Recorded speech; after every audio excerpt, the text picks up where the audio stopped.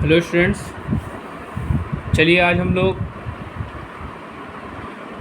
Bihar TG2 selection series का 20वां lecture discuss करने आ रहे हैं। अगर आप मेरे चैनल पर नए हैं तो प्लीज़ मेरे चैनल को लाइक करिएगा, शेयर करिएगा एंड सब्सक्राइब करिएगा, जिससे मैं आप लोगों के लिए अच्छे और वीडियोस बना सकूं और आपको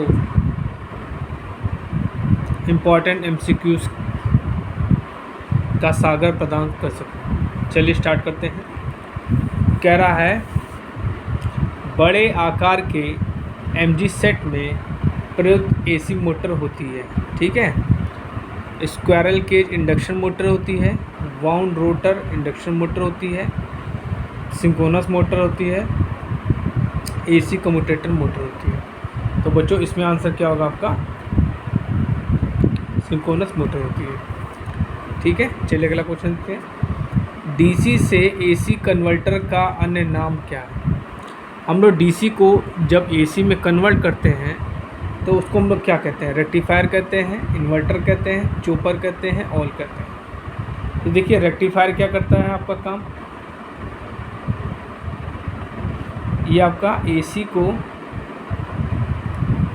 DC में बदलता है, AC को DC में बदलता है। ये काम होता है आपका रेक्टिफायर का। ठीक, रेक्टिफायर आपके कई प्रकार के होते हैं।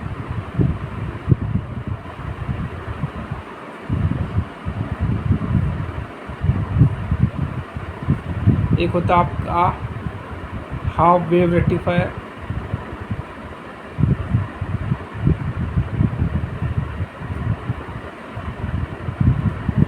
इसकी इफिशिएंसी कितनी होती है?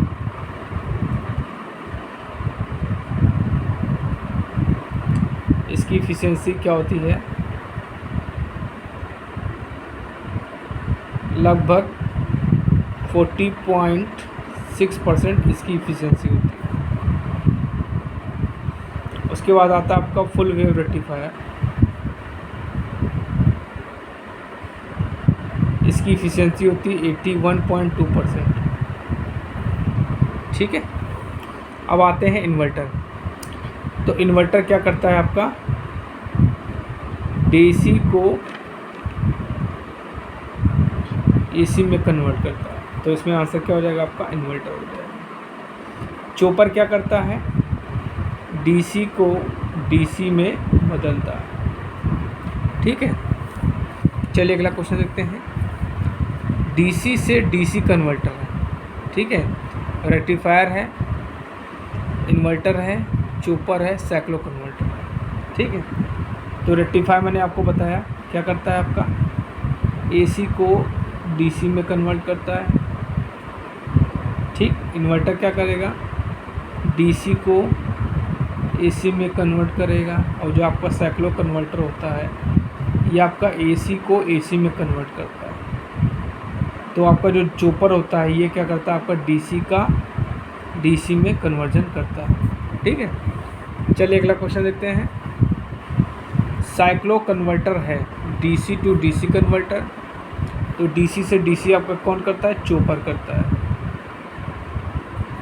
DC टू AC कन्वर्टर ये आपका करता है इन्वर्टर। AC टू DC आपका रेक्टिफायर करता है।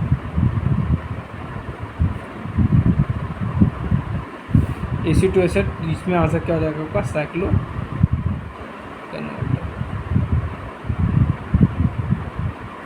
ठीक है, चलिए अगला क्वेश्चन देखते हैं।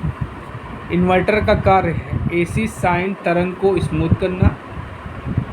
ठीक है, पल्सेटिंग DC को शुद्ध DC बदलना, AC को DC बदलना, DC को AC बदलना। तो आंसर क्या हो जाएगा बच्चों? ये क्या करता है? DC को AC में बदलता है। देखिए बच्चों, बहुत इंपॉर्टेंट क्वेश्चन है ये। नया क्वेश्चन मैं आप लोगों के लिए लेके आया हूँ। लैप और वेव बाउंड DC जनरेटर में आर्मेचर कुंडलन के प्रतिरोध में संबंध होता है। तो देखिए यहाँ आपका जो आपका RW है ये आपका क्या है? वेव के लिए। वेव वाइंडिंग, मतलब वेव वाइंडिंग का जो आर्मेचर रेजिस्टेंस होगा वो RW होगा, ठीक है। और RP क्या है आपका, लैप वाइंडिंग के लिए, ठीक है। तो रिलेशन क्या होता है, RW इज इक्वल टू होता है P/2 का होल स्क्वायर इंटू RP, ये रिलेशन होता है। तो बच्चों इस हिसाब से आपका पहला ऑप्शन बिल्कुल सही है। कभी कभी आपसे पूछेगा कि थीटा इलेक्ट्रिकल और मैकेनिकल में क्या रिलेशन होता है, तो क्या होता है, theta mechanical equal to P/2 into theta mechanical, ठीक है। और कभी कभी आपसे EMF भी पूछेगा, तो E V इक्वल टू होता है P/2 इंटू EP, ये भी आपको पता होना चाहिए, ठीक है। चलिए अगला क्वेश्चन देखते हैं। DC जनरेटर है, रेक्टिफायर है, रोटरी एम्पलीफायर है, शक्ति पंप है और प्राइम मूवर है। तो DC जनरेटर जो है आपका, उसको हम लोग रोटरी एम्पलीफायर भी कहते हैं, ठीक है। तो इसमें आंसर क्या हो जाएगा, रोटरी एम्पलीफायर। आर्मेचर जनित में अवशिष्ट चुंबकत्व किस कोटि का होता है, 2.5%, 10%, 15%, 20%। तो बच्चों इसमें आंसर क्या होगा, 2.5% होता है। चलिए अगला क्वेश्चन देखते हैं, बहुत इंपॉर्टेंट क्वेश्चन है, कई बार क्वेश्चन पूछा गया बच्चों। DC जनरेटर की मैक्सिमम इफिशियंसी पर आर्मेचर करंट क्या होगा यदि लौ हानियाँ, क्या होगा, लौ हानि शक्ति PI व आर्मेचर प्रतिरोध R ओम है। तो देखिए I is equal to PI/R, I is equal to √R/PI, और थर्ड ऑप्शन दिया है I is equal to PI/R। तो ये आपका ऑप्शन बिल्कुल सही है, ठीक है। जो आपकी करंट होती है वो क्या होती है, √WI/WC होती है, ठीक, ये फॉर्मूला होता है, ठीक है।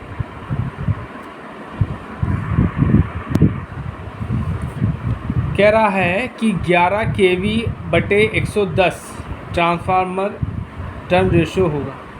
देखिए ट्रांसफॉर्मेशन रेशियो क्या होता है, V2/V1 इक्वल टू K होता है, ठीक। तो यहाँ पे V1 आपका कितना दिया है, 11 kV दिया, और V2 कितना दिया आपका 110। तो इसको उल्टा कर दीजिए, तो 110/11 kV है, तो इसको 1000 कर दीजिए इक्वल टू K, ठीक है। तो इससे कैंसिल हो जाएगा, तो K इक्वल टू 1/1000, ठीक है।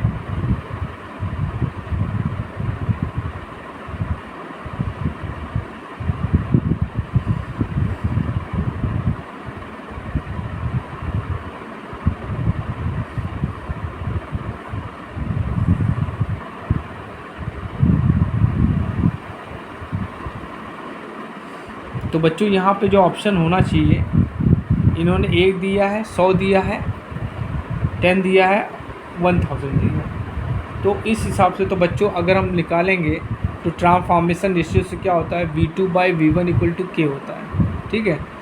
तो V2 आपका क्या होगा, ये हो गया, ओके। तो क्या हो जाएगा, ये हो जाएगा आपका, तो V2/110/11 kV। तो इसको सॉल्व करेंगे तो एक आपका ये कैंसिल हो जाएगा, 11 ये क्या, तो आपका 100 आना चाहिए, K की वैल्यू 1/100 आना चाहिए, लेकिन इन्होंने क्या दिया, 100 दिया है, तो यहाँ पे इसको हम कंसीडर मान लेते हैं 100, लेकिन आना चाहिए 1/100, ठीक है। चलिए अगला क्वेश्चन देखते हैं। ट्रांसफार्मर ऑयल की डाई स्ट्रेंथ समानता होती है, 1 kV होती है, 33 kV होती है, 100 kV होती है, 330 kV होती है। देखिए बच्चों ये बहुत इंपॉर्टेंट क्वेश्चन है। तो डाई स्ट्रेंथ आपकी कितनी होती है, 33 kV होती है, ठीक है। चलिए अगला क्वेश्चन देखते हैं।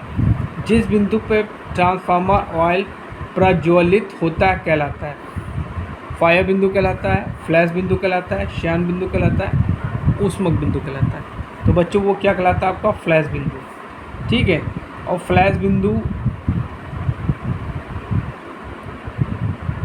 बिंदु है आपका 140 डिग्री। 140 डिग्री पे क्या होता है, ये आपका जो ट्रांसफार्मर का ऑयल है वो प्रज्वलित होता है, ठीक है। ट्रांसफार्मर ऑयल हम लोग क्या यूज़ करते हैं, खनिज तेल और सिंथेटिक तेल। तो बच्चों आज के लिए बहुत इतना क्वेश्चन बहुत है, ठीक है। कल आप लोगों के लिए और मैं क्वेश्चन बनाऊंगा, तब तक आप मेरे वीडियोस को देखते रहिए और प्लीज़ मेरे चैनल को सब्सक्राइब और शेयर जरूर करा करिए।